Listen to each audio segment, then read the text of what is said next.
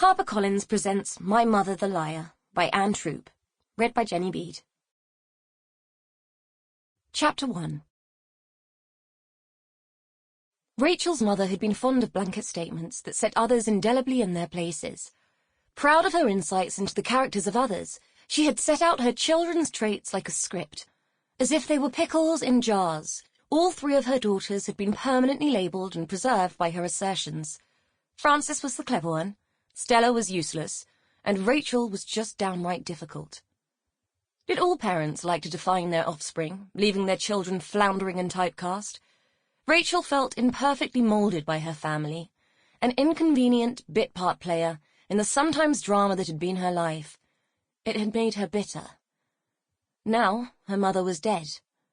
Valerie was no more, and Rachel wasn't feeling much of anything except antipathy.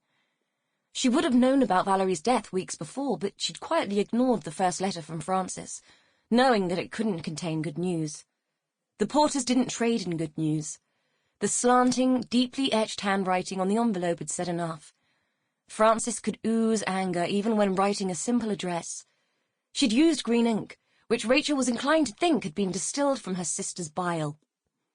It had taken a second letter containing the expected diatribe of accusations and sour grapes to make Rachel finally take notice.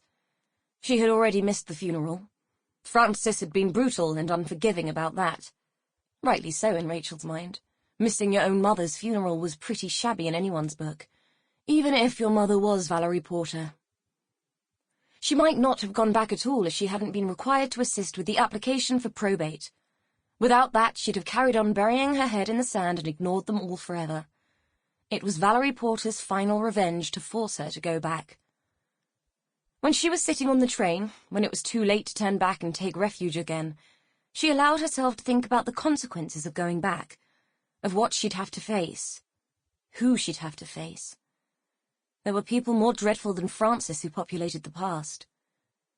While the train took her relentlessly towards home, she pulled out the second letter and reread Frances's words. I am patently aware that you still harbour resentment about the past. However, the house is a joint responsibility, and whatever grudges you still bear, I feel you should put them aside for once and show a little loyalty, Frances' letter baldly stated. Stella is nowhere to be found, and I've been left to deal with this alone. You have a legal obligation to carry out Mother's last wishes at least.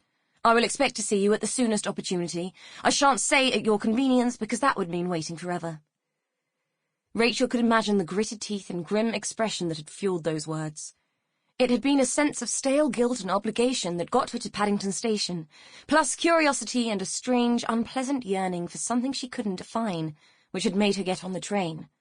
Since when had Frances ever needed anything from her? With every mile that took her closer to home, she felt an increasing sense of apprehension. Given the circumstance of her departure all those years ago, it was bizarre that Frances would contact her at all, let alone request her help. They both knew that there was no love lost between Valerie and Rachel. They hadn't spoken in years.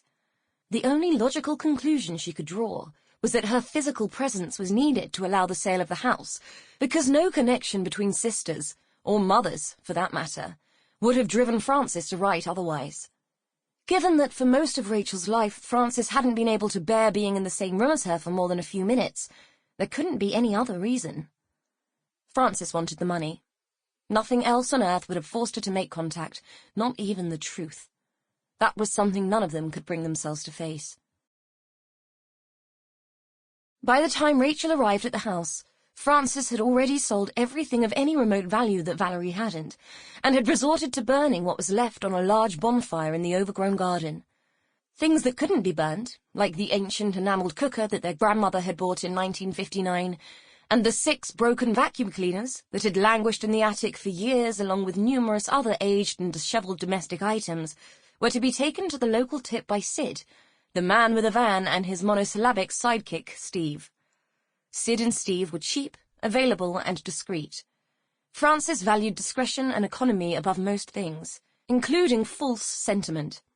She showed none of that when greeting her sister, merely offered her a pair of rubber gloves and a black bag, and told her to pick a room, any room, and get on with it.